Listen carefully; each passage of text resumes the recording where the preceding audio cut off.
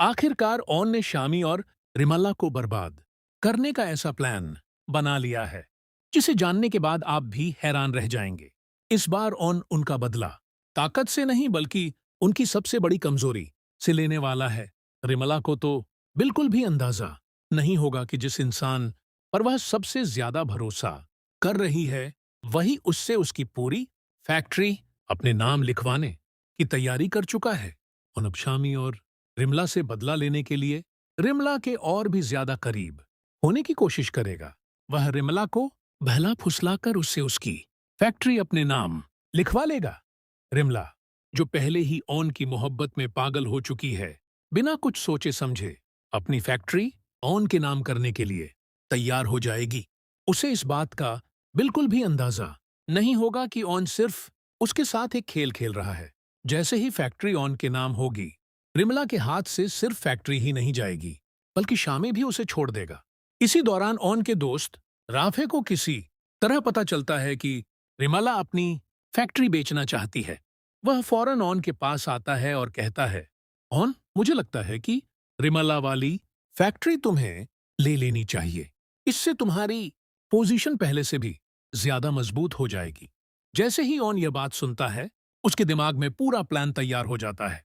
वह राफे से कहता है, ठीक है, हम रिमला के साथ उस फैक्ट्री की डील करेंगे। यह सुनकर राफे भी काफी खुश हो जाता है। अब ऑन जानता है कि अगर उसने सीधे फैक्ट्री अपने नाम करने की बात की तो रिमला कभी भी तैयार नहीं होगी।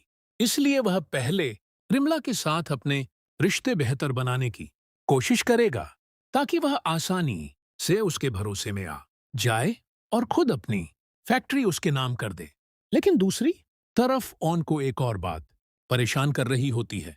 उसे डर है कि अगर आयला को उसके और रिमला की मुलाकातों के बारे में पता चल गया तो कहीं उनके रिश्ते में गलतफहमियां पैदा न हो जाएं।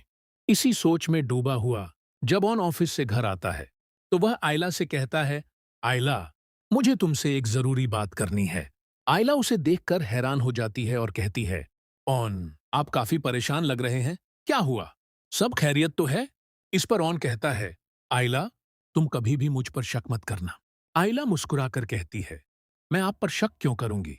ऑन जवाब देता है, अगर तुम्हें कभी भी लगे कि मैं कोई ऐसा काम कर रहा हूं जो तुम्हें बिल्कुल पसंद नहीं, तो यकीन करना कि मैं वह सिर्फ मजबूरी में कर रहा हूं।